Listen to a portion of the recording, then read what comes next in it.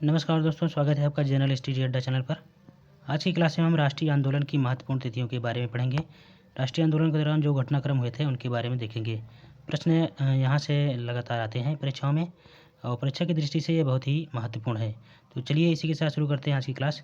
Channel से आप लोग अवश्य जुड़ें और सब्सक्राइब करें। तो इसमें देखते हैं पहला प्रश्न है, भारत का प्रथम स्वतंत्रता संग्राम कब शुरू हुआ था? 10 मई 1857 को मेरठ से शुरू हुआ था ये।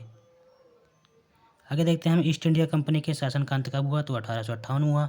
1858 में जो एक्ट आया था उसके तहत ये ईस्ट इंडिया कंपनी के शासन का अंत हो गया और ब्रिटिश यहाँ से ब्रिटिश के हाथों में, ब्रिटिश संसद के हाथों में, ब्रिटिश सरकार के हाथों में भारत की जो कार्यप्रणाली थी या शक्तियाँ थी सारी ब्रिटिश के हाथों में चली गई। उसके शासन, उसके अधीन यहाँ पर ब्रिटिश काम करने लगे।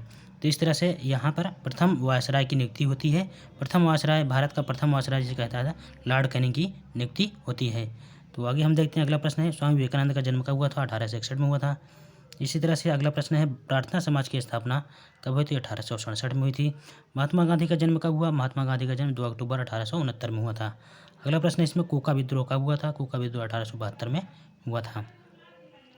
इसी तरह से हम अगला देखते हैं, आर्य समाज की स्थापना कब हुई? तो आर्य समाज की स्थापना 1875 में हुआ था। अगला है, भारतीय राष्ट्रीय कांग्रेस की स्थापना कब हुआ था? तो 1885 में। भारतीय राष्ट्रीय कांग्रेस की स्थापना 1885 में हुई था। इसमें अगला देखते हैं, बंगाल का विभाजन कब हुआ? बंगाल का विभाजन 1905 में हुआ था और ये उस टाइम भारत का जो गवर्नर जनरल थे लॉर्ड कर्जन थे। लॉर्ड कर्जन थे। अगला प्रश्न देखते हैं, मुस्लिम लीग की स्थापना 1906 में ढाका में हुआ था। ढाका। इसमें देखते हैं अगला प्रश्न। अगला प्रश्न है इसमें, प्रथम विश्व युद्ध कब से कब तक हुआ? तो ये 1914 से 1918 के मध्य हुआ था। 1914 में शुरू हुआ था और 1918 में समाप्त हुआ था। इसी तरह से अगला प्रश्न देखते हैं, महात्मा गांधी द्वारा चंपारण आंदोलन में हिस्सा लिया गया 1917 में। अगला प्रश्न है, जलियांवाला बाग हत्याकांड कब हुआ? तो 1919 में। 13 अप्रैल 1919 को ये घटना हुई थी। जलियांवाला बाग कांड अमृतसर में ये घटना हुआ। तो आगे देखते हैं हम, अगला है इसमें, खिलाफत आंदोलन कब हुआ? तो 1920 में। अगला है इसमें, असहयोग आंदोलन कब शुरू हुआ? तो 1920 में शुरू हुआ था और 1922 में समाप्त हो गया था। इसके समाप्त होने के पीछे एक कारण है। 5 फरवरी 1922 को चौरी चौरा कांड हुआ था जिसके तहत इस आंदोलन में बहुत बड़ा प्रभाव पड़ा और महात्मा गांधी ने इस आंदोलन को स्थगित कर दिया। अगला प्रश्न है इसमें, चौरी चौरा कांड कब हुआ था? तो ये 5 फरवरी 1922। अगला है प्रश्न इसमें, साइमन कमीशन की नियुक्ति 1927 में।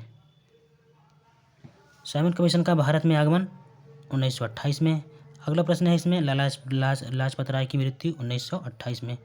साइमन कमीशन के विरोध के दौरान ही लाला लाजपत राय पर लाठीचार्ज हुई थी जिसके दरमियान ये बहुत इनको गंभीर रूप से चोट आई थी।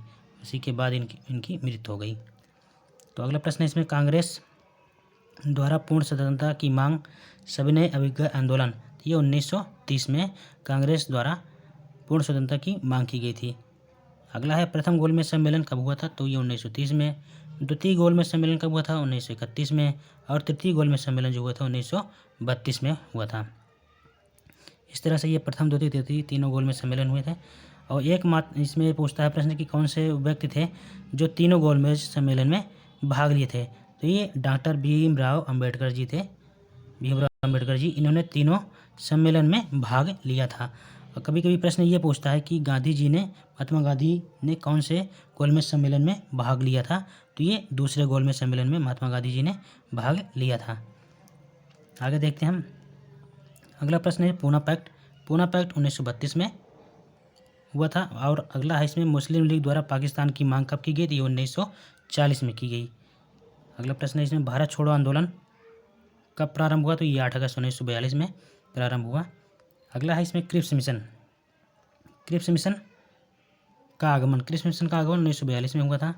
आज़ाद हिंद फौज की स्थापना कब हुई थी? 1943 में। अगला है इसमें, कैबिनेट मिशन का आगमन कब हुआ था? तो 1946 में हुआ था।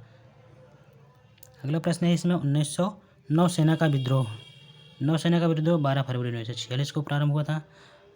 आगे देखते हैं हम, भारत के विभाजन की माउंटबेटन योजना कब आई थी?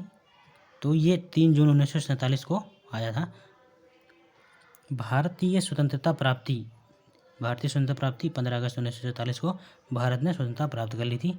उसके बाद आपका ये अगला है, महात्मा गांधी की हत्या कब हुई? तो ये 30 जनवरी 1948 को हुई थी। अगला है, इसमें अगला प्रश्न है, देशी रियासतों का भारत में विलय। भारतीय स्वतंत्रता के बाद जो अन्य छिटपुट जो रियासतें थी उनको भारत में विलय करने की प्रक्रिया चालू होती है। उसी के तहत ये देशी रियासतों का भारत में विलय जो प्रारंभ हुआ 1948 से 1950 के बीच में प्रारंभ हुआ था। अगला प्रश्न है, भारतीय गणतंत्र। तो इस तरह से ये भारतीय गणतंत्र मतलब कि भारतीय संविधान कब लागू हुआ था? 26 जनवरी 1950 को। 26 जनवरी 1950 को पूर्णतः भारतीय संविधान लागू हो गया था। उसके तहत कुछ अनुच्छेद थे, लगभग 13 अनुच्छेद थे जो 26 नवंबर 1949 को लागू हुए थे। इसके तहत पूछता है कि भारतीय संविधान कब क्या कहते हैं अंगीकृत किया गया? कब अंगीकृत किया गया? पूछता है प्रश्न कि भारतीय संविधान कब अंगीकृत किया गया? तो 26 जनवरी 1949 को। और भारतीय संविधान लागू कब किया गया? तो 26 जनवरी 1950 को। इस तरह से ये आज के हमारे महत्वपूर्ण टॉपिक थे जिसको हमने कवर किया। लगातार आप हमसे जुड़े रहिए, डेली कुछ न कुछ नया अपडेट, आपको नए टॉपिक से संबंधित जानकारियाँ और जो महत्वपूर्ण हो एग्जाम की दृष्टि से, परीक्षा के दृष्टिकोण से, उस टॉपिक को हम कवर कर रहे हैं। तो इसी के साथ नमस्कार, मिलते हैं अगली क्लास में एक नए टॉपिक के साथ। तब तक के लिए बहुत बहुत धन्यवाद।